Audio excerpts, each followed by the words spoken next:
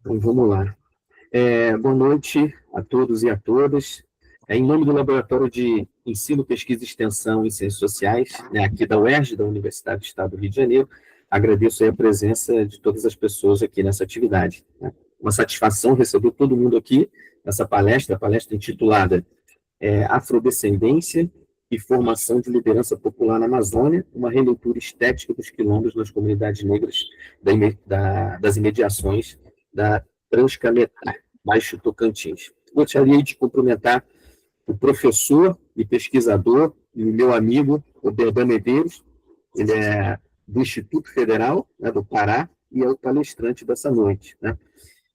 Conversando aí com o meu amigo, a atividade de hoje ela propõe uma reflexão, né, sobre a liderança quilombola, identidade, né, identidade afrodescendente, pedagogia decolonial e os processos de resistência e organização política. Né? O debate vai dialogar, né, diretamente com as questões centrais das ciências sociais contemporâneas, especialmente estudos sobre território, memória, né, racialização, movimentos sociais e educação. Isso tem tudo a ver com o nosso laboratório. Né? Eu e o nosso grande amigo aí, colega também do LEPEX, o Wallace Ferreira, ele me ajudou a organizar isso junto com o Diego. Ele teve aí um probleminha no meio do caminho, talvez ele consiga participar, mas também queria deixar aqui meu agradecimento aí ao companheiro Wallace por me ajudar a organizar essa atividade. A dinâmica vai ser o seguinte: o professor Berdan ele vai falar, né, inicialmente, depois eu vou fazer um comentário, um breve comentário e algumas questões para provocar aí o nosso companheiro, e depois a gente abre espaço para as perguntas, tá? Vou permitir aqui a entrada de mais um participante. No mais, eu desejo uma excelente atividade para todo mundo e vou dar a palavra agora, passar a palavra agora para o professor Berdan Medeiros. Berdan, é com o senhor. Certo. Primeiramente, eu gostaria de agradecer a todos, né, pela presença, pela oportunidade, né, de fazer essa fala, que a gente chama de palestra, mais um bate-papo. E principalmente quando eu tenho a oportunidade, né, de me apresentar em uma outra instituição, né, com colegas que têm afinidades, e às vezes a gente procura fazer de maneira introdutória até para provocar uma curiosidade ou sensibilizar para a temática.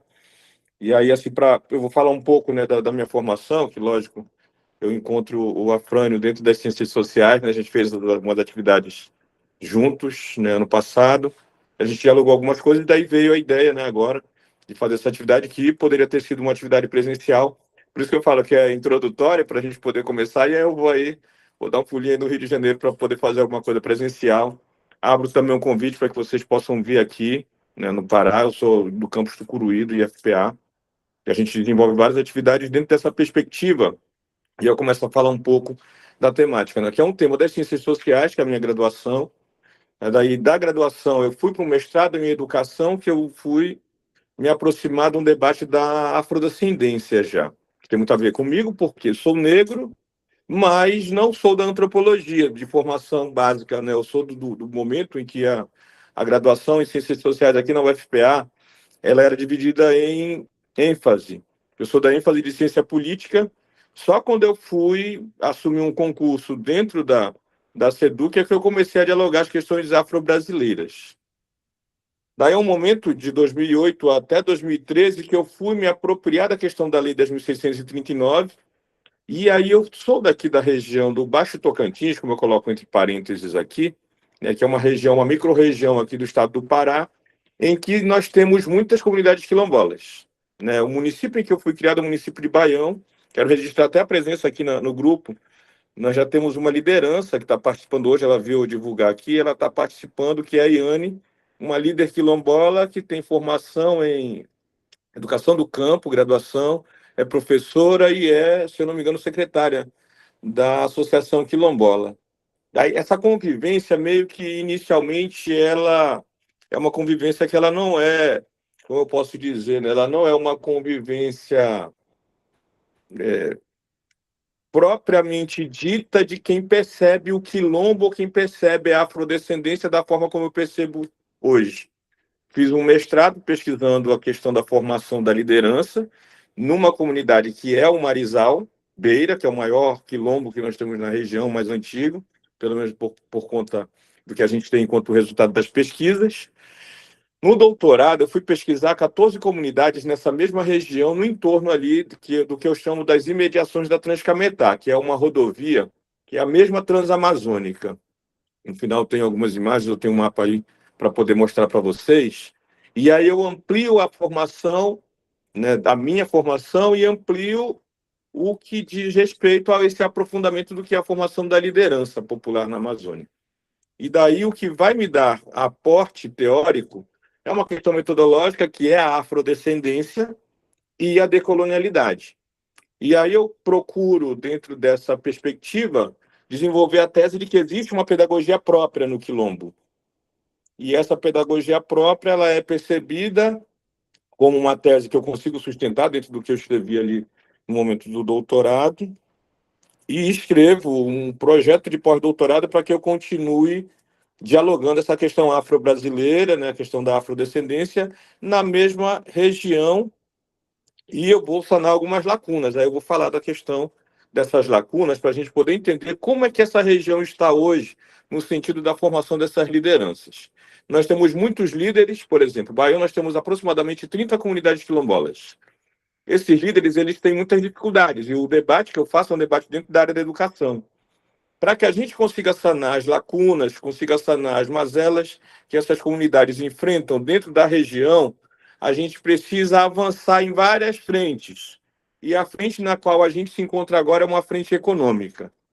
Nós fundamos agora uma startup que vai dialogar com as comunidades quilombolas no sentido da extração de oleaginosas, né, dos óleos relacionados aos bioativos na Amazônia.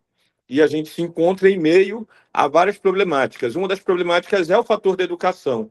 Mas a resposta que eu não consigo na tese, na dissertação e inicialmente nessa proposta de pesquisa no pós-doutorado é de que forma a gente iria solucionar os problemas. E os problemas a gente só vai conseguir solucionar se a gente investir na formação dessas lideranças em todos os sentidos. Como eu chamei a atenção na formação dessa liderança, né, que é a Iane, as lideranças estão hoje dentro da graduação, as lideranças estão hoje no mestrado, as lideranças estão hoje fazendo doutorado, as lideranças estão hoje à frente das associações, das cooperativas, e essas lideranças elas estão no caminho de dialogar com as várias instituições na nossa micro e na nossa região, que é, acho, o principal fator que gera curiosidade é como essas comunidades se organizam dentro desse mundo, né, desse universo, ou, né, como a decolonialidade quer dizer, né, dentro do pluriverso que é a Amazônia. É bem complexo, é bem difícil. Eu vou tentar ver se eu exponho para vocês aqui de que forma é que a gente vem percebendo isso dentro da educação. Daí eu delimito o tema de que forma. A educação das relações étnico-raciais no Brasil, a partir da Amazônia, a partir da comunidade quilombola, a partir do diálogo com as lideranças, elas são analisadas a partir da categoria diáspora, que é esse deslocamento da África no momento da colonização, né, no processo de escravização negra, e a gente vai perceber que há uma consciência da comunidade afro-brasileira, da comunidade quilombola, de todo esse processo. Adiante eu vou mostrar algumas falas dos meus interlocutores sobre como percebem identidade, sobre como percebem cultura, sobre como percebem resistência. E ao longo do que eu faço enquanto pesquisa, a gente vai perceber que algumas categorias elas só dão conta de entender esse processo porque se afastaram dos clássicos. E aí eu acho que eu já até dialoguei isso com a Frânia no momento que a gente se encontrou, né, em alguns momentos de discutir a sociologia lá no INEP, de falar, por exemplo, que muitos teóricos hoje dizem, olha, o materialismo histórico dialético não dá conta de debater as questões étnico-raciais. Não vai dar conta de entender o racismo, da forma como se quer entender o racismo, com todas as suas faces, né? Com todos, a partir de todos os seus prismas. E essa proposta de diáspora, ela tem que ser entendida também não só como esse deslocamento de cultura, né? Mas existem vários processos da diáspora, por exemplo, pensada na tese, eu vou falar muito da minha tese, né? E convido vocês depois, de repente, a fazerem a leitura dela. Eu coloco que há uma diáspora da África para a costa brasileira, uma diáspora da costa brasileira para o centro do Brasil, uma diáspora desses centros dessa costa, que é a senzala, né, dentro dessas fazendas, para o quilombo, e hoje a comunidade quilombola e suas lideranças estão fazendo várias outras diásporas, como, por exemplo, a partir do vestibular especial quilombola, eu tenho o exemplo aqui da Yane, que eu acho que ela deve ter entrado por conta da política pública também na Universidade Federal, a gente vai ter a proposta da dificuldade que é essa diáspora do quilombo para o centro. Na UFPA, a gente tem, por exemplo, um vestibular especial que destina 2 vagas para quilombolas e 2 vagas para indígenas em todos os seus cursos. E há relatos e pesquisas que vêm apontando que os nossos alunos indígenas e quilombolas estão desistindo por conta do racismo dentro da universidade, que é o espaço em que não deveria haver esse tipo de situação. E a diáspora continua, eles têm que voltar para o quilombo, como nós temos hoje médicos, nós temos enfermeiros, nós temos professores, engenheiros, advogados que estão no seu quilombo. A gente faz visita técnica com os alunos da cidade, quando eles chegam, eles se surpreendem porque tem quilombo que tem hoje consultório odontológico, que tem hoje escritório de advocacia, que tem hoje um médico quilombola atendendo no quilombo. E as pessoas se espantam por isso, que é fruto da política pública, sim, mas que é fruto da resistência desses líderes. E aí as definições das categorias, os conceitos são a decolonialidade, são a afrodescendência enquanto método, eu vou chegar lá, né, que vem nos dando suporte, né, que vem nos dando aporte, fôlego, para poder fazer esse debate, poder apresentar. Primeiro, uma área frágil, né, que tem muita gente que acha que o que a gente faz não é ciência de fato.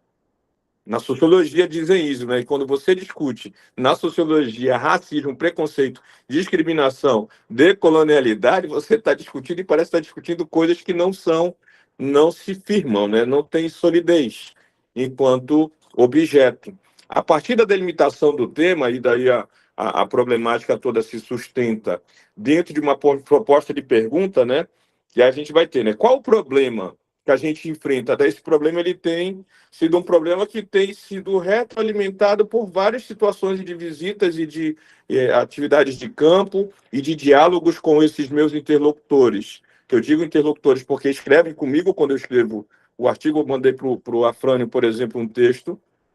E nesse texto, o principal ator do texto é o seu Narciso Vieira, que é do Marizal, que é quem escreve ali comigo ao texto, né? Quem me ajuda a perceber situações que os livros, né, que as leituras desses clássicos ou dos teóricos que são nossos pares pela decolonialidade, eu vou ler os meus colegas, às vezes não estão dando conta de perceber. E o quilombola, a liderança dá conta de perceber. Ela nos ajuda, ele nos ajuda a poder alcançar, né, o nosso objetivo. Daí a pergunta era: de que modo a liderança quilombola, as suas experiências, atitudes e práticas atuais devem ser consideradas como cruciais no fazer-se quilombola hoje?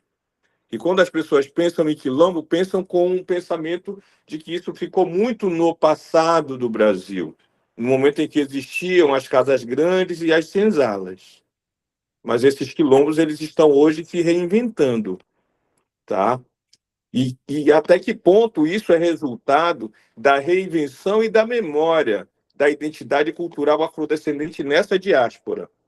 E que está fazendo, de repente, tem gente que acha que é pejorativo, mas está fazendo a gente resgatar muita coisa da cultura negra brasileira que foi apagada por conta do racismo e do preconceito, por conta das várias instituições que se uniram para poder estigmatizar, para poder dizimar. E daí, às vezes, a gente é egoísta, né? Porque sou negro, eu discuto, claro, por afinidade, as questões afro-brasileiras, mas equivale à questão indígena, principalmente quando se trata desse encontro do que é o decolonial, do que é o pensamento latino-americano, por exemplo. Tem um colega, né, professor, e eu gosto muito de ler os textos dele, que é o João Colares, ele é professor da Universidade do Estado do Pará. Ele discute a decolonialidade apontando para a ideia de que Paulo Freire era decolonial. E ele vai para a Colômbia, por exemplo, discutir o falso e diz, olha, há um equivalente a ele. Quando se trata do quilombo, por exemplo, quando você vê a América Latina, os fazeres quilombolas na Amazônia, Tocantina, que é a nossa Amazônia aqui, é muito parecido com os fazeres quilombolas na Colômbia, com os fazeres quilombolas ali próximo de Cartagena, por exemplo, que é Caribe. E aí a gente vai ver que muito da cultura, muito da memória vai se perder ao longo do tempo. Aí eu acho que no imaginário a gente começa a perceber, né, essa coisa da proposta de regionalidade também.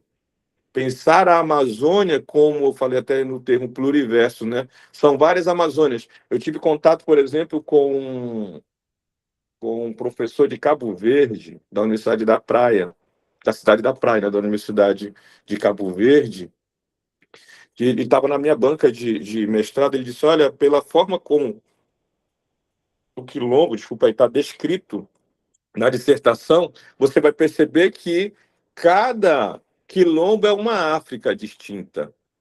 E se tem que pensar, daí quando eu falo na minha tese, foram 14 comunidades quilombolas.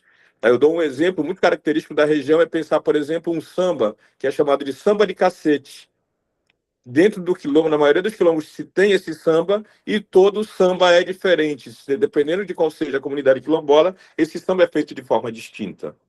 E daí a gente vai ter, então, né, a proposta, né? O que foi que me norteou, o que tem me norteado ainda? Tendo as lideranças quilombolas, relações e experiências com outros sujeitos quilombolas no universo empírico, com as concepções, conceitos, pressupostos decoloniais, como é que as concepções, os conceitos e conceitos decoloniais nos auxiliam na compreensão das relações étnico-raciais advindas do movimento da diáspora. É que a decolonialidade ela vai dar conta. Uma dificuldade que eu percebo, às vezes, Afrânia, eu não sei como é que vocês percebem aí no Sudeste, mas eu percebo que nós aqui na Amazônia, no Pará, pelo menos, eu conheço o Pará quase todo, as cidades, né, principalmente por conta da atividade de professor, a gente tem uma dificuldade de se vincular à América Latina, por exemplo. Eu sempre brinco, eu lembro que sou da América Latina quando eu ouço o Belchior dizendo que ele é um rapaz latino-americano e a gente está na mesma vibe dele, né? Sem dinheiro no banco, sem parentes importantes.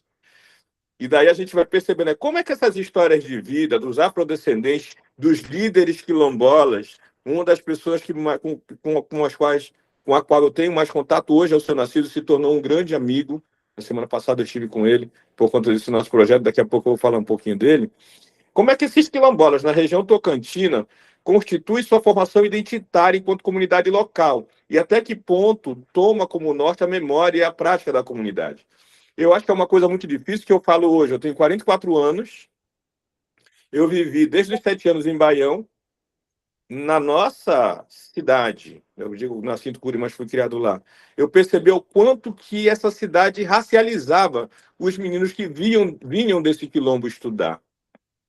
E a coisa da segregação. Lá já havia um espaço que era a casa interiorana, e eu observava o quanto. Eu tenho contato com esses meninos hoje, muitos deles são professores no Quilombo. Eu conheço um, por exemplo, que o Alex está fazendo mestrado, e quando a gente conversa, às vezes em encontros, às vezes nesses momentos de reflexão, eu pergunto, lembra como era difícil ser quilombola na década de 90? Em Baião, que é uma cidade em que 80% da comunidade está se declarando quilombola. Como é que foi difícil politizar o termo? Como é que foi difícil mudar a perspectiva do que é ser negro no Brasil, do que é ser quilombola na Amazônia? Né? O tanto que a gente vem observando essa mudança de perspectiva, né? E aí, como é que a história de vida desses líderes na região tocantina muda, né, constitui a sua forma identitária. Como se deu o processo de constituição das comunidades quilombolas, das imediações da Transcametá, na margem esquerda da Tocantina, só para situar do ponto de vista, né, de onde é que eu estou falando, eu estou do lado da hidrelétrica, eu moro na vila da Eletronorte aqui.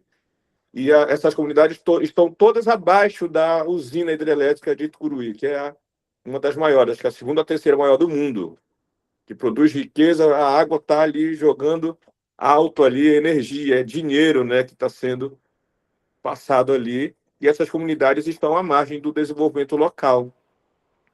O legado da COP foi trazer algumas ideias que a gente não percebia, mas esses líderes, né, aí, pegando a pergunta ainda, né, no que tange aos seus líderes, os elementos culturais, étnico-raciais, políticos, tem gente que não respeita a associação como entidade política, como entidade de utilidade pública. Não percebe a economia solidária como sendo, de repente, a saída para essa população que está vivendo à margem do processo de produção da riqueza. O tanto que foi feito, o tanto que se pensou essa COP, e o povo tradicional não entrou na plenária para debater, não entrou no espaço reservado. Acho que todo mundo viu, né, que houve, os indígenas fizeram, né, uma manifestação gigantesca, invadiram um espaço desses para poder reivindicar essa exclusão. Tá? Como isso está para a educação formal e para a educação não formal? Porque nós estamos formando o tempo todo novas lideranças, o tempo todo tem alguém sendo substituído, o tempo todo tem alguém que está sendo puxado para dentro do debate, principalmente por conta das políticas públicas. E aí eu pergunto aqui, né, eu acho que ficou pequeno para se ver aí na tela, mas há uma pedagogia própria no Quilombo. Não é a política pública, não é a universidade, porque a universidade está excluindo essas pessoas. Um dia desse saiu em rede nacional uma menina quilombola que estava amamentando o filho dentro da sala de aula e o professor expulsou ela aos gritos da sala de aula. E essa menina ela é alguém que estava ali por conta da política pública, por conta do vestibular especial, por conta de um processo de tentativa de reparação histórica que não está sendo respeitado. Né? Eu gosto sempre de falar, se eu tiver tempo ainda no final, a Fran, eu nem te perguntei quanto tempo é que eu tinha, né, para fazer a fala, só para eu me situar aqui, acho que é 40 e 60 minutos, assim, para poder, que eu falo demais, né? Se deixar, eu fico aqui até meia-noite hoje. Se precisar, depois de um debate, uma pergunta, você também faz... Aí depois eu entro novamente. Tá? Aí eu gosto de valorizar a parte do procedimento metodológico, Afrânio, que aí eu acho que fica uma deixa para a gente, de repente, discutir isso num segundo momento. Está tendo muita polêmica com relação ao que é o método nas ciências sociais que tenta se afastar do clássico. Que não é quando eu cito muito o Marx, eu acho que eu falei, eu cheguei a falar isso para ti nas nossas conversas, a gente ficou vários dias, e é tipo assim, aquela desilusão amorosa, quando o cara veio para mim e disse, olha, a primeira coisa, o Marx não dá conta de discutir as questões raciais, eu já estava no mestrado. Eu fiz um projeto, um método, era o materialismo histórico dialético. Olha, o Marx não dá conta. Foi a primeira coisa, assim, que é como tu tá com a tua namorada ali, a pessoa ia chegar e jogar um veneninho para querer te afastar dela.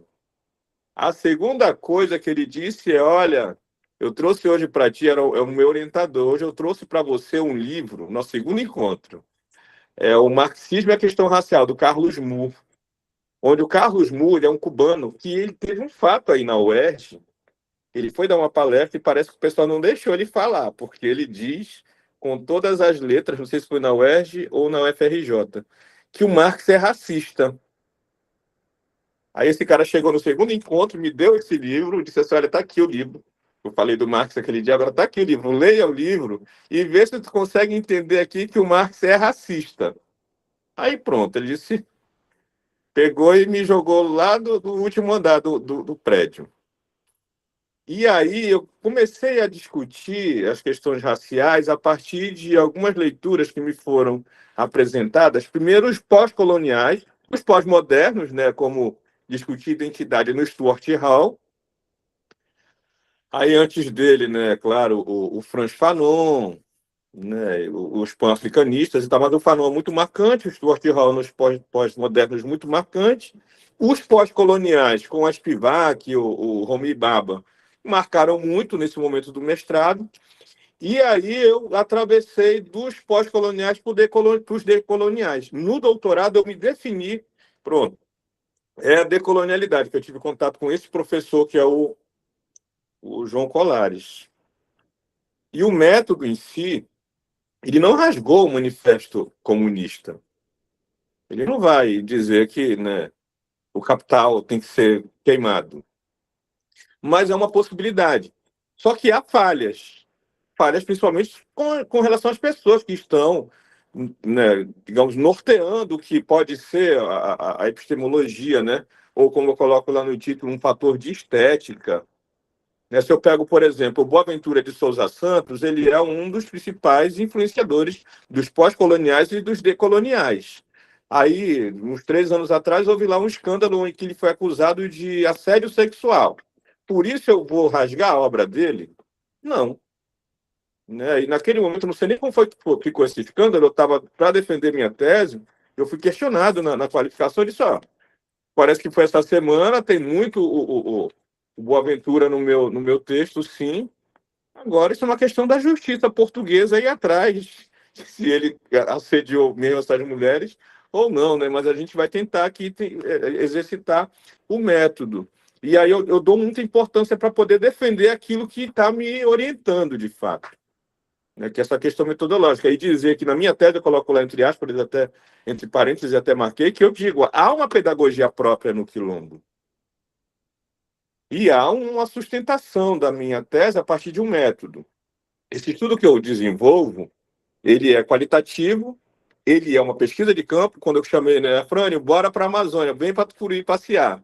No dia que o Afrânio vier aqui, o primeiro lugar que eu vou querer levar o Afrânio é lá no Quilombo. Vamos lá conhecer o que é o Quilombo na Amazônia, vamos atravessar na balsa, vamos pegar a Transcametá. Não tem asfalto agora, está só buraco. A gente vai pegar o carro, vai passar pelo atoleiro. É difícil fazer pesquisa em todo lugar, mas na Amazônia eu acho que é mais difícil, tá? E aí eu digo que é qualitativo, que parte da ideia de um diálogo com esses povos, que são sujeitos como eu na minha pesquisa, e a perspectiva que eu utilizo é uma perspectiva da afrodescendência com o aporte da decolonialidade. Para eu explicar isso aqui, né? A afrodescendência é um método. Aí eu vou voltar no clássico. Por exemplo, o Durkheim me diz que para você pesquisar, você tem que ser o máximo possível objetivo. Aí, tipo aquela coisa da alma que vai pairar, né, sobre o termo que vocês utilizam, laboratório, é bem interessante, é muito próximo do que o Durkheim me diz, né? Vamos levar para o laboratório e a gente vai fazer uma experiência, né? Só que a perspectiva da afrodescendência é o contrário. Quando eu faço pesquisa, Oberdan, eu faço pesquisa a partir de uma subjetividade.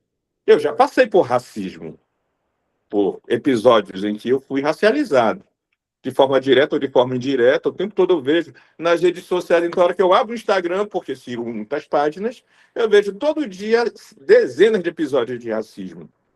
Isso me fere. Quando eu vou ler, quando eu vou entender, quando eu vou dialogar com os quilombolas ou com qualquer outro negro sobre isso, ou com os indígenas, que de vez em quando eu faço trabalho com os indígenas, eu estou sendo subjetivo. Não tenho objetivo, até tento, né? Mas é difícil ter objetividade com uma coisa que diz respeito a mim. Então, esse método da afrodescendência, ele vai dizer que o negro que se posiciona politicamente com relação ao que é a afrodescendência, com relação ao que é, eu vou dizer, o racismo, né, que é um dos principais objetos desse debate, a gente pode sim se posicionar e, dentro dessa proposta, combater o racismo. Que quando eu combato o racismo, eu combato a pobreza. Quando eu combato a pobreza na Amazônia, eu quero desenvolvimento local. Eu quero melhorar a educação, eu quero melhorar a saúde pública, eu quero melhoria nas estradas. E eu falo isso por quê? Porque conheço, por exemplo, a Iane é de lá de Calazes, meu pai é de lá, nasceu lá também, nessa vila, que é um quilombo. E eu sei que a estrada lá agora, nesse ano, que choveu demais, ela está praticamente intrafegável. E quando eu quero desenvolvimento local para esse quilombo, eu vou discutir esses vários elementos e, no final das contas, eu estou desenvolvendo essa comunidade. Eu desenvolvo o município, eu desenvolvo o Estado e, no final das contas, a gente vai desenvolver o restante. E o aporte da decolonialidade é essa proposta de poder perceber que há uma produção intelectual e esse processo epistemológico que é distinto, porque eu vou valorizar os saberes e as práticas dessa comunidade. Eu vou valorizar a tradição local. Eu vou valorizar várias outras coisas que, quando se fez o materialismo histórico, ou quando se fez o positivismo, não se pensou nos outros povos. não se pensou nos outros povos porque o Karl Marx estava ocupado em libertar os proletários. E o Carlos Moore vai dizer, ele não era um cara preocupado com a população negra, porque aqui tinha escravos negros que estavam vários passos atrás dos proletários, que já tinham salário, e ele não escreveu uma linha sobre isso. Isso é uma das argumentações. Além de cartas que ele mandava para o Engels, em que ele dizia que para que houvesse, isso aí tem no livro do Carlos Moore, para que houvesse revolução na Europa, era necessário haver escravos no Brasil, servos na Ásia e na África. E esse é todo um processo de hierarquia, né? Que poder colonial é o quê? É a colonialidade do poder, a colonialidade do ser e a colonialidade, em última instância, do saber. Que a ciência é europeia, a matemática, a filosofia. Esses dias eu estava num debate em que a menina, lá, amiga minha, escreve que ela estava falando da etnomatemática dos Assurini, que é uma aldeia indígena que tem a 20 quilômetros aqui de Tucuruí. Por que que a do Pitágoras é matemática e a dos Assurini é etnomatemática, se elas lidam com números? Que são essas grandezas, né, que são calculadas. Aí a ideia que eu sempre tento, né, perseguir aqui é que há um estado do conhecimento, que há um campo analítico decolonial, quando eu comparo Colômbia e Brasil, por exemplo, ou quando eu comparo o estudo que a Zaline faz aqui, é uma colega aqui do IFPA, aqui na comunidade quilombola em Breu Branco, é importante para que eu saiba como é que estão sendo feitas as coisas, né, nesses espaços que são distintos, como o professor de lá da... O professor de... Esqueci o nome do país, agora já falei. Que estava na minha banca, eu esqueci o nome dele agora. Ele fala que cada quilombo é uma África, isso me aponta para a ideia de que o campo analítico decolonial ele prioriza uma coisa que na minha tese eu coloco, eu não faço um estado da arte, eu faço um estado do conhecimento, que é esse aprimoramento que a gente vai ter em termos epistemológicos, em termos, sim, do que é a atualização das pesquisas. Odair Varela é o nome do professor, né? Mas em termos também do que essas comunidades estão produzindo, estão pesquisando, porque o próprio quilombola está pesquisando hoje o quilombo. E que às vezes ele não é pesquisador, mas ele sabe muito mais, que eu tenho certeza que o seu Narciso Vieira sabe muito mais de quilombo do que eu, que fiz mestrado, fiz doutorado, estou fazendo um pós-doutorado. Entendeu? E não estou falando porque eu estou em público falando, né? Estou falando porque eu, toda vez que vou escrever alguma coisa, oi, seu Narciso, olha, eu estou falando de tal situação, o que é que você acha disso? E vou dialogar com ele. Então, a perspectiva decolonial, enquanto... Aí eu coloco que o método não é o método, né? O método é a afrodescendência, que é esse fazer, né, do pesquisador que tem esse perfil e que vai se utilizar, né, desse aporte teórico. A perspectiva decolonial ela é próspera em sentido biográfico, porque essas pessoas, eu vou pegar lá do Gramsci, né? Do Gramsci, a história lá do intelectual orgânico. Essas pessoas, na sua grande maioria, está em volta do que é o comunitário, tá? Epistemológico, no sentido de que eu vou utilizar também esses sujeitos, também a sua episteme, também os seus saberes, as suas tradições, e incorporar isso dentro daquilo que eu estou produzindo. E aí, a ideia do que tem me contemplado, eu tenho manifestado que eu gosto de utilizar, e eu tenho utilizado, né, desde a tese, o grupo focal de líderes quilombolas, e eu interpreto o que eu produzo dentro dessa proposta de grupo focal pela perspectiva da afrodescendência. E daí seria um tema para que eu acho sempre que o tempo hoje é introdutório, é curto, mas eu acho muito importante, de repente, a gente, na primeira oportunidade, retomar o debate do método, né, que, em sentido sociológico, é próspero. A antropologia, então, é muito mais, né, feita nessa coisa, né, da pesquisa de campo a gente pega desde do Malinowski, né, do Franz Boas, é uma coisa que não tem como se distanciar desses clássicos.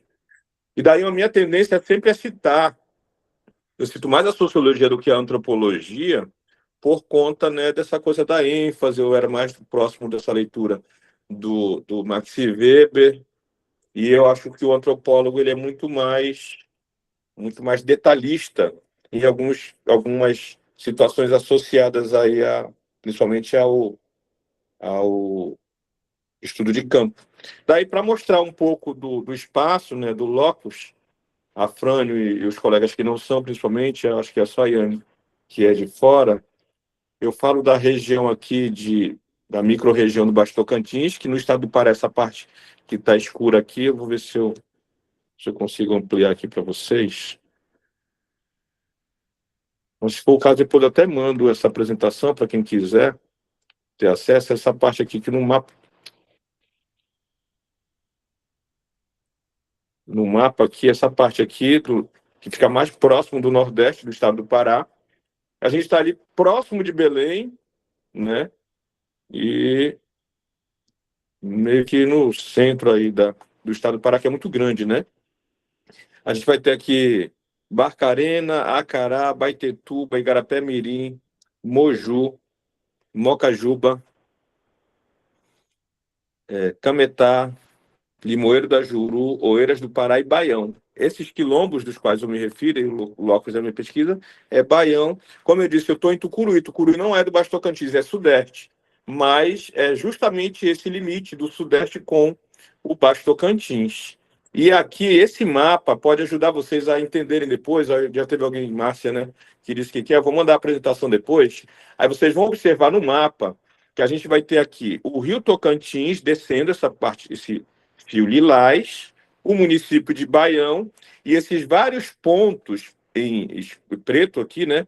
Marcado em preto, tem aqui uma legenda depois para entender melhor, que são os quilombos dos quais eu tive contato no momento da tese. Mas vários quilombos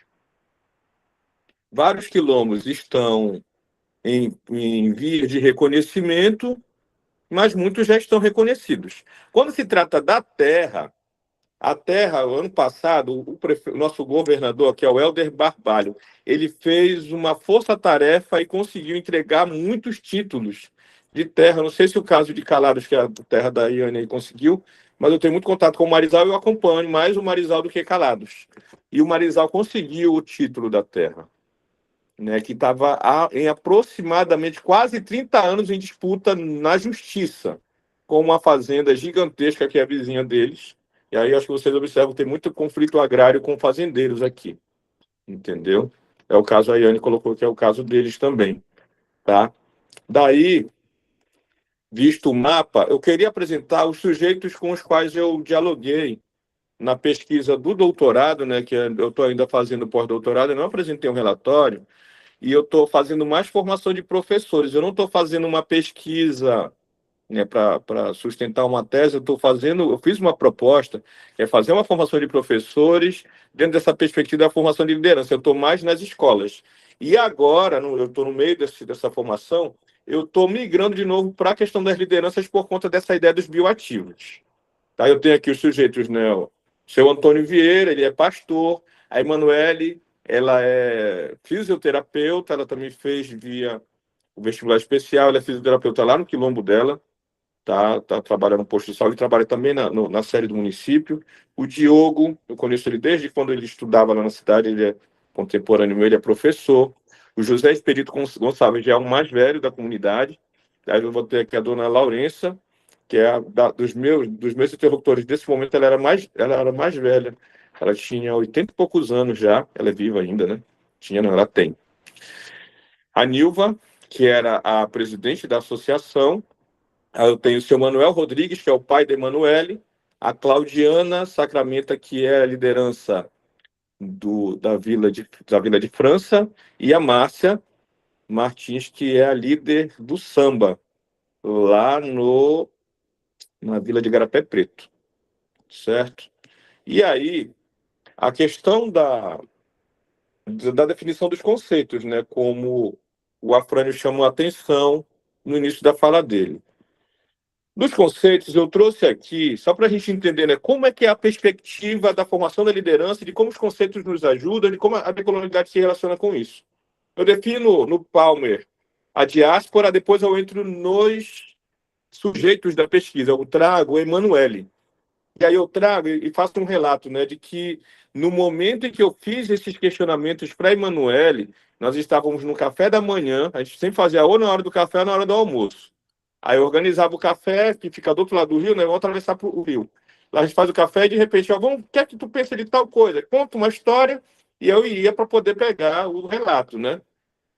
E saiu de uma forma tão natural e tão completa. Lógico que também tem toda uma leitura que é de mundo, eu percebo porque foi natural, mas é também por conta de que a Emanuele ela tem formação superior, ela é liderança jovem, ela está trabalhando o tempo todo em prol da comunidade que ela é uma liderança que é da frente da associação, mas não deixa de ser, apesar de que ela tem esse perfil, eu vou chamar assim de mais esclarecido em sentido da cultura acadêmica, mas se você pega qualquer teórico da decolonialidade, traz o conceito dele, coloca do lado ali, que eu fiz um quadro assim na minha tese, e eu botei como anexo, não fica nada a desejar, nenhum deles deixa. Eu preferi trazer a Emanuele hoje. Então, a diáspora, como eu falei no início, uma revisão histórica do conceito de diáspora africana nos permite tentar uma definição sistemática do termo. A diáspora africana pré-moderna, início da humanidade, correntes diaspóricas, dentro e fora da África. O Palmer vai mais atrás, não é na África que tem a diáspora. O humano é diaspórico. Juntamente com a diáspora africana moderna, fluxo associado ao tráfico transatlântico de escravos. E os movimentos pós-escravidão e reassentamento de pessoas constituem as correntes diaspóricas africanas. Enquanto como sendo um movimento de pessoas para vários lugares, de uma vez ou durante diversos períodos de tempo. E aí que eu digo, né? Essa diáspora ela está em vias de desenvolvimento ainda.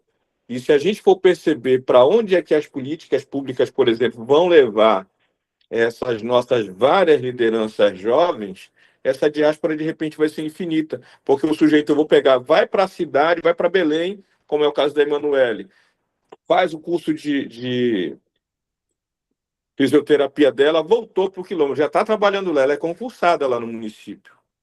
Daqui a pouco, por conta das questões familiares, que ela também, o esposo dela, ele é engenheiro agrônomo que fez também o vestibular no mesmo período que ela fez, esse movimento, dependendo do que seja a economia local, eles vão ter que sair com a família para algum outro lugar. E eles não vão deixar para trás, por conta da memória, por conta da identidade quilombola, eles não vão deixar para trás a identidade afrodescendente deles. E vai haver uma sequência desse processo. Né? Daí eu pego aqui, o que é cultura para Emanuele Rodrigues? A cultura é um conjunto de costumes, de tradições acumuladas durante anos, séculos por uma comunidade. O Marizal tem quase 300 anos, por exemplo. Por um território, e a cultura não é só as expressões artísticas que têm a ver com a dança, com a escrita, mas saúde, a forma como a gente se cuida, também na questão da cura. Passa também pela questão da produção do nosso alimento, da forma como a gente cultiva a terra, até a produção do alimento e a forma como também a gente se alimenta. E a forma como a gente se relaciona também, e com o outro dentro da comunidade. A questão, o relacionamento pessoal de um com o outro, também uma forma de expressão cultural. Então, esse acúmulo de costumes, de tradições e de expressões acumuladas durante o tempo e passada de geração em geração. Se eu coloco a definição de cultura no Jorge Dias, ele vai fazer um texto mais ou menos parecido com ele e vai dizer, é a vida total, que é o que a Emanuele, que estava ali no momento de reflexão, com esse grupo focal, pega e me aparece com esse conceito, né? Que eu trago, eu tenho nas últimas, eu tenho revisado as entrevistas de vez em quando, e é cada coisa assim interessante, e isso é o que é que eu coloquei na fala anterior, é o que é próspero no olhar da afrodescendência como método e no aporte decolonial como proposta teórica. Tá? Daí eu vou para um outro conceito aqui. Aí eu pego, que é vida comunitária. Viver na comunidade já é um fato político, já é uma questão política, é uma questão que visa organizar a vida em sociedade, nas necessidades, os acontecimentos, as normas. Só que, de fato, hoje ela é vista e é deturpada nesse significado de política. Então, ela não é só o fato de exercer o poder de voto ou eleger um candidato, mas a política é um contexto muito mais amplo.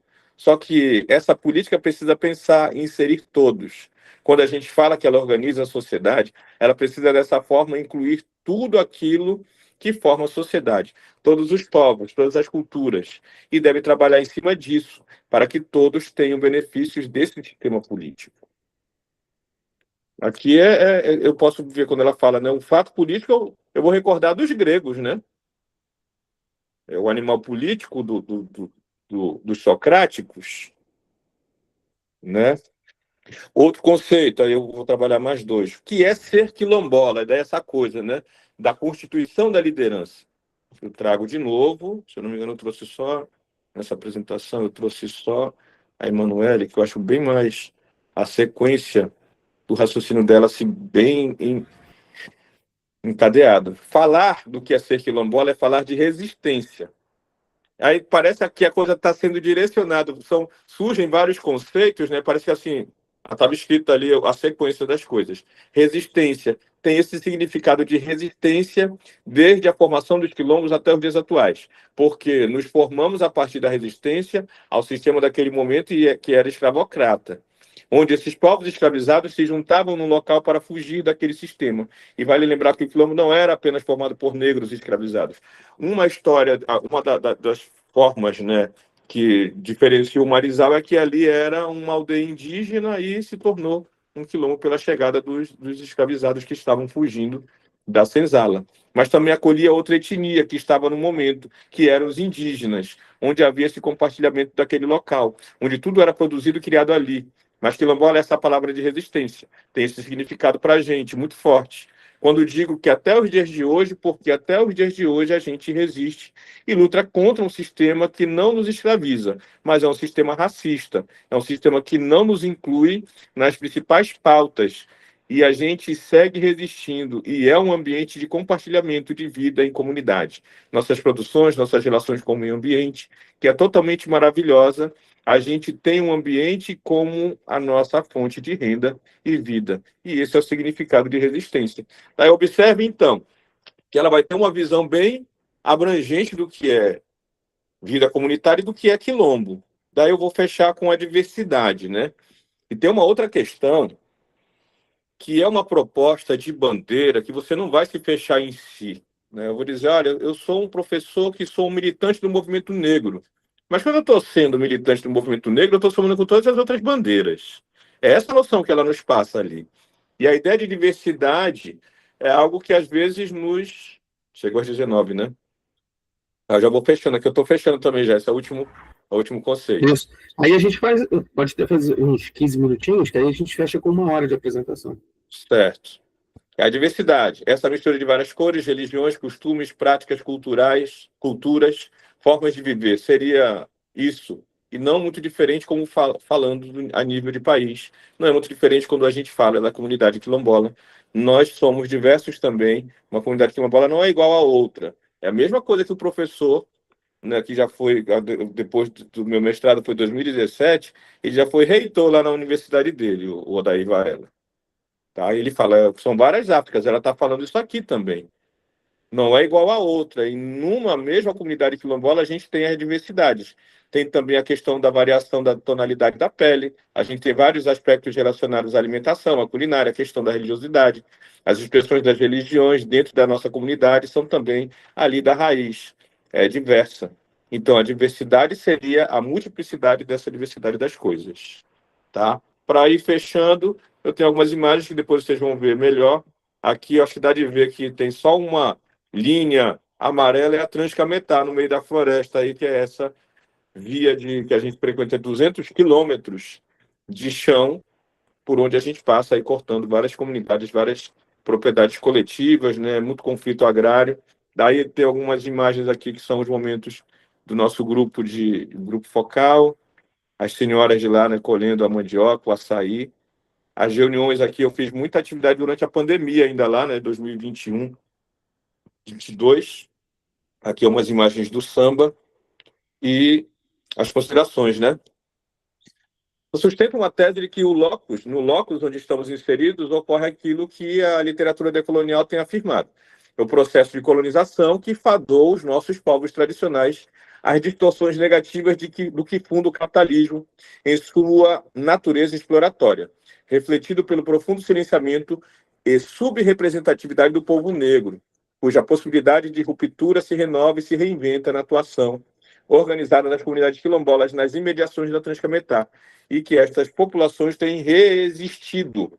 Eu coloco da questão da resistência por conta dessa proposta de reinvenção dentro desse processo. As referências, tá, que eu mais utilizo. E era isso. Eu espero que eu tenha, né, me feito entender aí. E vamos aí ver o que é que tem de repente, questionamento, de contribuição. Obrigado, pessoal. Obrigado, Berdan. Rapaz. Boa noite, Caio. Obrigado, Afrânio. Não, sua fala foi muito, muito, muito boa mesmo. A gente já tinha conversado, eu já sabia um pouco das suas atividades, da sua militância, né, e do seu objeto. A gente teve aquela discussão profunda, né, para um encontro de trabalho, um shopping, escutando rock, né, mas, foi bom. Vamos fazer uma dessa de novo, uma hora dessa aí. Vamos fazer. E foi uma fala muito boa. E, assim, eu vou tentar só falar breve, porque eu acho que eu gosto que as outras pessoas participem mais, e eu acho que você também ainda tem um pouquinho também para falar, mas eu vou tentar falar um pouquinho que a gente fez esse encontro pensando no nosso laboratório, que sua leitura foi muito legal, né, ainda assim uma leitura positivista, né, laboratório como como se a gente tivesse uma capacidade de trabalhar um conteúdo mais subjetivo, de forma, né, a se distanciar do objeto a ponto de produzir aí alguma verdade. Mas esse laboratório é a forma como a gente se organiza para pensar, para convidar os colegas, para a gente pensar a formação também dos nossos alunos da UERJ. Eu também convidei alunos do Colégio Pedro II. Então, eu queria trazer um pouco essa sua reflexão para essa nossa prática, que é uma prática de sala de aula, né? Também todos temos os nossos papéis de militância, hora a gente está no sindicato, hora a gente está num partido político, enfim. Mas tentar contextualizar isso para o nosso trabalho pedagógico, né, propriamente dito. Então, assim, a sua fala, ela evidencia críticas importantes também, principalmente a escola formal, que é a escola que a gente trabalha. Você trabalha no IF, eu trabalho no IF, né, e eu trabalho também no colégio de aplicação.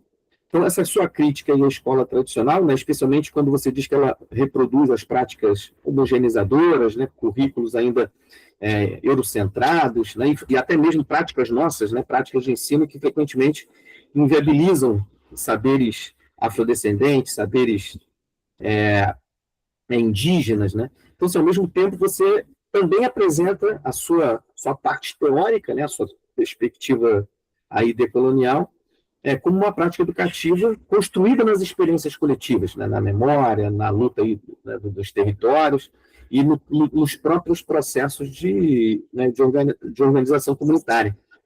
Então, pensando aqui no Sudeste, né, pensando na nossa prática, na nossa licenciatura, o que você tem para complementar, além do que você já disse, né, que eu acho que já é muita coisa importante para depois eu refletir sobre isso e produzir aí uma ideia, uma prática, ou tentar mobilizar alguma coisa para, de fato, levar isso para a sala de aula. Mas se você pudesse deixar mais redondo para a gente, como essa sua experiência, né, a experiência amazônica e de formação de lideranças quilombolas, como é que ela pode ajudar a gente aqui a repensar nossa prática nos cursos de licenciatura? Por que eu estou falando isso? Porque a gente está no momento de reconfiguração da licenciatura. Antigamente era aquela dupla entrada, né, bacharel e licenciatura.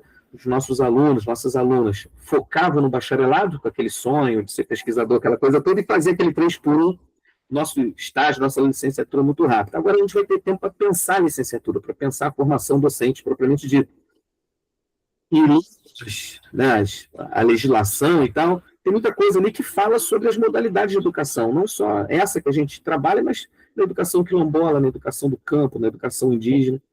E eu não acredito que isso tenha que estar somente em regiões onde existe um adensamento maior, né, dessa população. Mas acho que a educação quilombola não é para ficar só no Pará, por exemplo, não é isso? A educação indígena é para que ela contribua de alguma forma para a formação desses professores, que afinal de contas a gente nunca sabe onde vai trabalhar, né? Você está falando que pessoas que, né, nascidas e criadas no Quilombo, saem do Quilombo, vão para as universidades e voltam. Ou, no caso dessa menina, você citou, sua amiga que é casada com um engenheiro agrônomo, que pode, né, sair daquele local onde ele está, mas vão continuar levando essa prática para outros locais, né?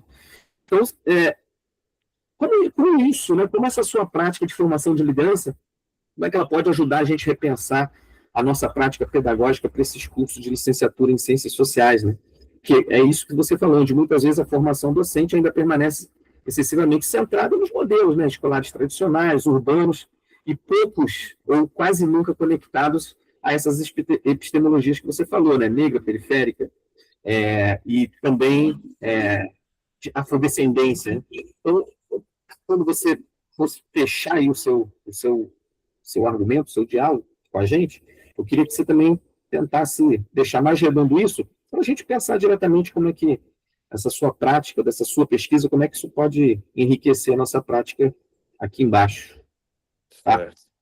E o nosso amigo Wallace levantou a mão aí e eu não sei administrar, moderar muito bem. Então, assim, quem quiser falar, levanta a mão, eu vou tentar anotar aqui qual mãozinha levanta primeiro, ou coloca um númerozinho aí no chat que a gente vai tocando a bola.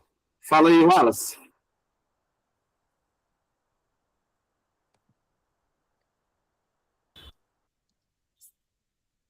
O Wallace estava aqui agora, não? Eu viajei. Ele estava aqui. Foi engano, ele foi um erro. Ah, bom, mas se não tem o Wallace, acredito que outros companheiros, outras companheiras queiram colocar, participar de alguma forma.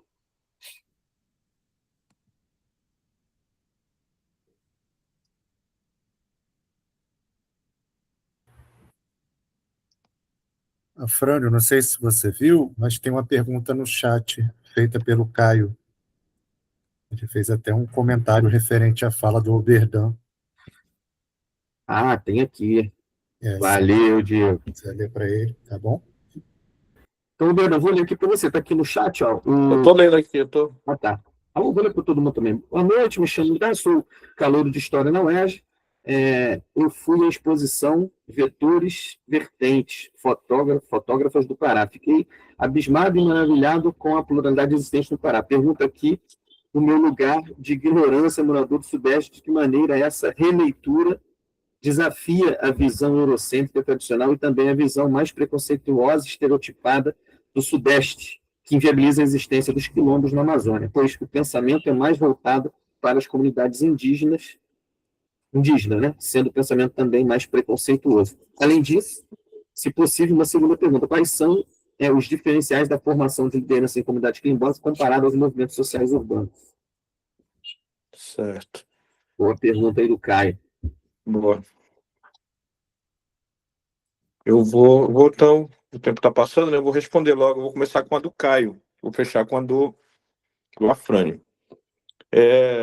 Eu vejo assim, né, que a questão dos preconceitos, eu dou um exemplo que eu gosto de dar sobre a questão da forma como, não a Europa, né, que eu ainda não fui à Europa, mas a gente tem sempre contato com o europeu, tem muito europeu que viaja por aqui e tal, mas a forma como o preconceito é bem fácil de ser percebido é quando, como, por exemplo, os nossos alunos de ensino médio, quando estão em grupos nacionais, quando têm contato com pessoas, meninos, adolescentes, jovens do Sudeste, questionam coisas absurdas, né? Se a gente aqui, como é que a gente consegue conversar? Se aqui tem internet, se a gente tropeça em jacaré, se a gente dorme e tem medo de onça.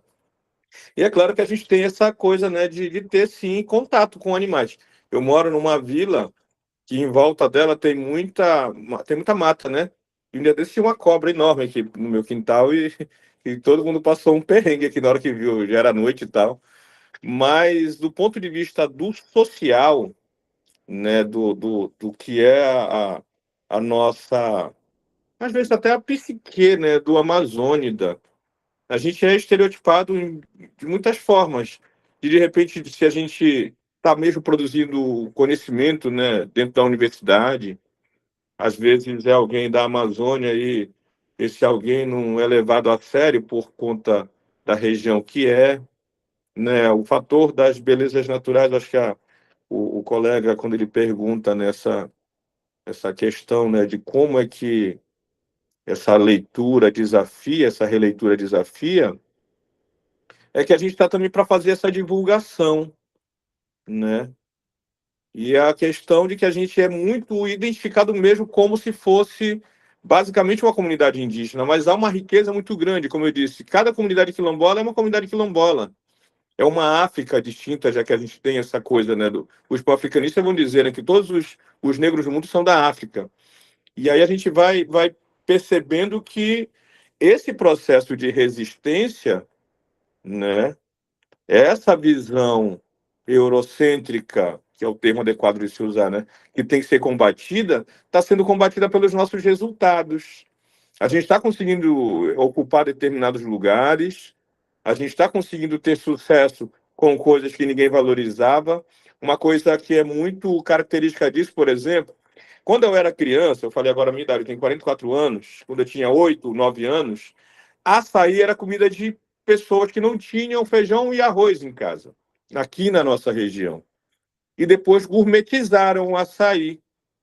Uma coisa que eu fiquei muito impressionado, a primeira vez que eu vi a marca Açaí Boni, Boni Açaí, né, no UFC. Eu achei incrível, assim, olha o açaí, né, uma coisa que ninguém valorizava um tempo desses. Né, de valorizar, por exemplo, a floresta em pé. De pensar, por exemplo, eu tenho muitas outras ideias fora da educação, é de pensar, por exemplo, em convidar, como o Caio. O Caio, né, ó, eu estou curioso em saber, gostei da exposição que eu vi e tal. Criar uma rota turística para conhecer o quilombo, apresentar o que é essa riqueza natural, apresentar as pessoas e a comunidade estar aberta para perceber que nós estamos frequentando o Sudeste. Eu falei, eu ainda não fui à Europa, né? Mas eu tenho plano de ir em breve. Eu tenho até um plano, eu vou fazer um pós-doutorado em Málaga, né? Tem um debate sobre relações raciais lá e tal, na Espanha, discutindo a questão do Marrocos. E é perceber que nós estamos ocupando outros espaços hoje, né? A gente não está mais na posição do subalterno só. E a gente está tendo condição de falar. A Spivak questiona no livro dela, pode o subalterno falar? Nós estamos falando, né? Quando hoje, com os nossos smartphones, a gente consegue filmar, né? Gravar e denunciar os casos de racismo, de preconceito, de discriminação. Né? Aí, pegando a outra pergunta do colega, né, de ver, né, como é que quais as diferenças das formações das lideranças das comunidades quilombolas comparadas aos movimentos sociais urbanos. A comunidade quilombola, não sei se vocês conseguiram perceber na fala que eu li da Emanuele, ela está conectada com os fatores ambientais. E ser comunidade urbana na Amazônia é diferente de ser comunidade urbana no Sudeste. Por exemplo, você tá, eu até falei da Ilha do Cumbu, a Fran, eu vou te levar no Cumbu. Aí, ó, tal lugar e tal, tu vai passear. Aí fala, minha mulher vai para lá de vez em quando e tal. E aí, pensar, por exemplo, o Cumbu. A Ilha do Cumbu passou muito no Jornal Nacional no momento da COP. Você está em Belém, com 10 minutos você está numa ilha que parece que está numa branha de mata que não dá de sair dali tão fácil. Mas é ali do outro lado do rio, né? E aí você vai perceber que essa vida urbana, ela é uma vida que está totalmente atrelada a uma produção econômica rural, porque em toda a esquina, na maioria das nossas cidades, tem uma matadeira de açaí. A coisa do bioativo, né, que eu falei que a gente está também numa proposta de poder ajudar a mandar esses bioativos para a indústria farmacêutica, fez parceria com uma mulher que mora em Brasília, inclusive, aprendeu. Foi uma viagem dessa na segunda viagem, eu tive contato com a Regiane em Brasília, a gente desenvolveu essa ideia e está com a startup já funcionando, fazendo a formação dentro do Quilombo, e para valorizar o pensamento tradicional, como, por exemplo, com as ervas medicinais, os bioativos, e discutindo política.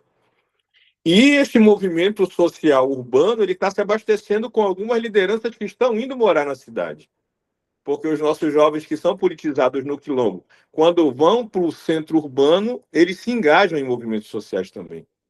Eu acho que o movimento social urbano tem muito a aprender dando oportunidade para as pessoas que vêm, não só o quilombola, né, o indígena, o campesino, aqui a gente chama de povo da floresta, né? É o caiçara, a quebradeira de coco, né? São todos os povos que vivem nessa relação.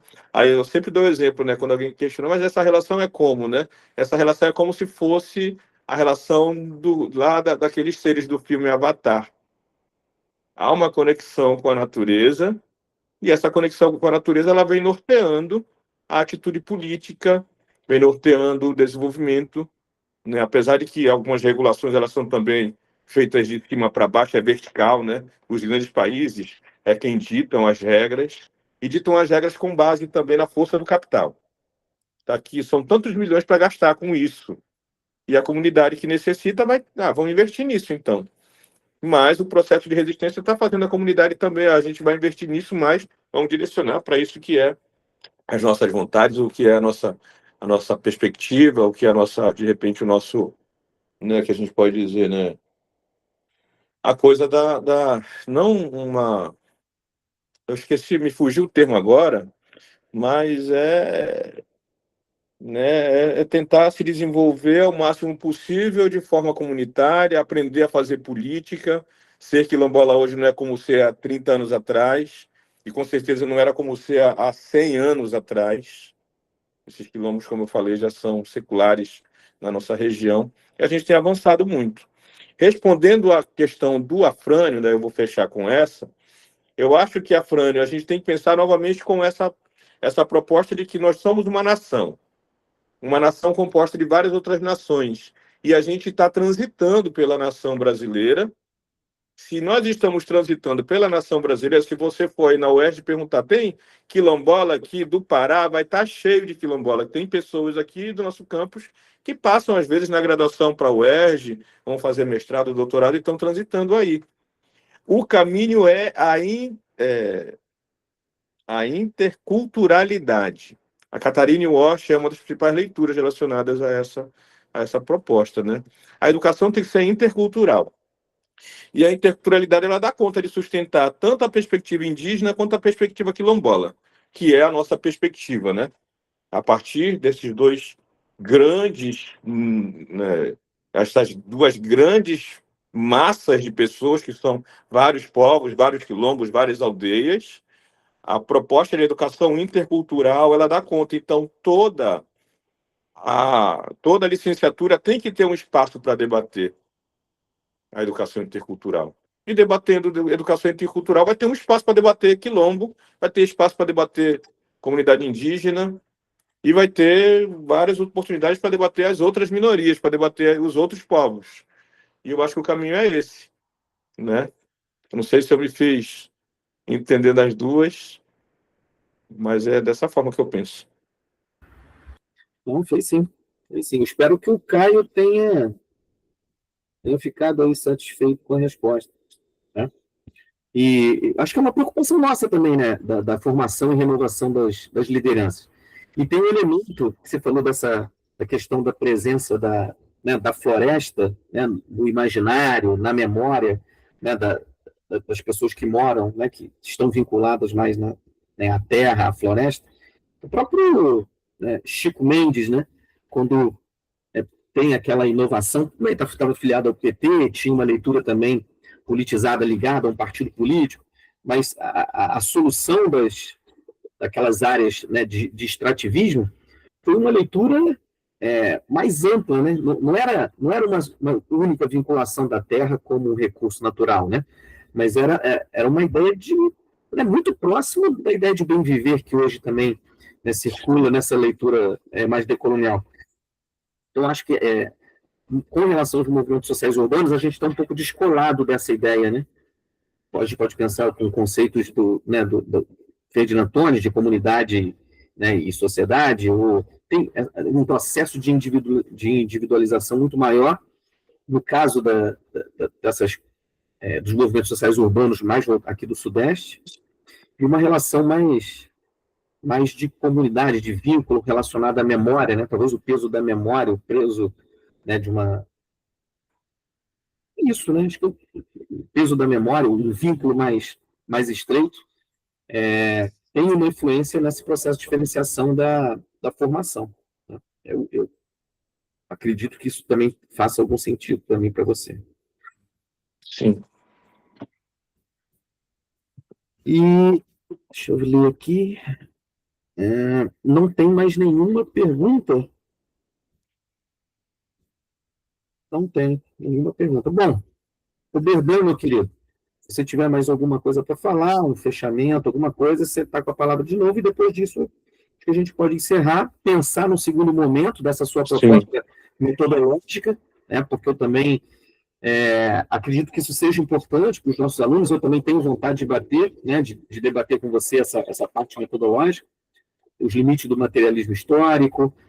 A gente ainda está nessa dualidade entre pesquisa quali e pesquisa quant.